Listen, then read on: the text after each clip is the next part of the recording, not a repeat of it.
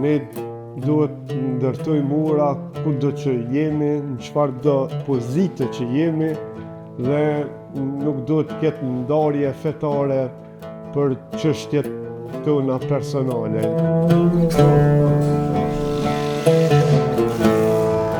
Në punishte druri në Ferizaj, me zgjurmës së veglave dhe aromës së drurit të punuar me dorë, vazhdon një traditë që ka nisur që nga viti 1987. Aty punon Emanuel Gjergji, një zdruftar i ri që ka trashëguar zanatin nga babai, por që sot po tërheq vëmendjen për diçka që e bën të veçantë, ndërtimin e dyrëve të xhamive. Qysh i vogël që jam rrit në këto ambiente, me zhurmën e veglave të punës, të lujt, të onajër të inimu, dhe ka bo që jo veç me ndjek ta si një punë, po edhe diçka që njep identitet. Një kapitull i ri për Emanuelin nisi kur u përballët për herë të parë me një projekt për një objekt fetar islam. Xhamia e parë për të cilën punoi ishte në fshatin Gazhk të Ferizajt. Është punu me material drurit, bungut.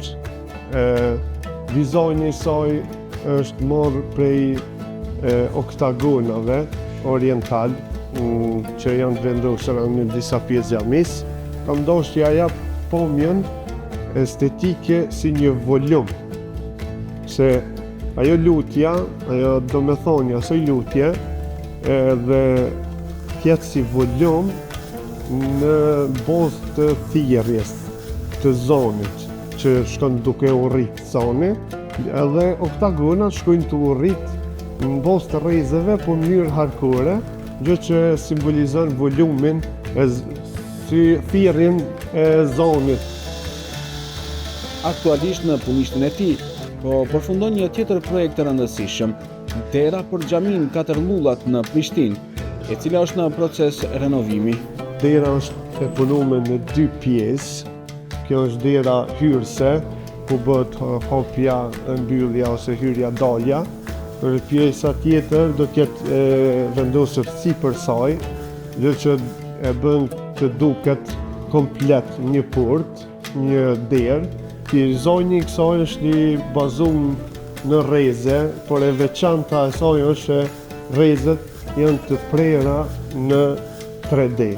Çka do të thotë se nuk janë vetëm prerje të drejta, të rrafshta, por është nxjerrën edhe një thellësi të rrezës që e bën të jep pamje prej gjitha anët derës.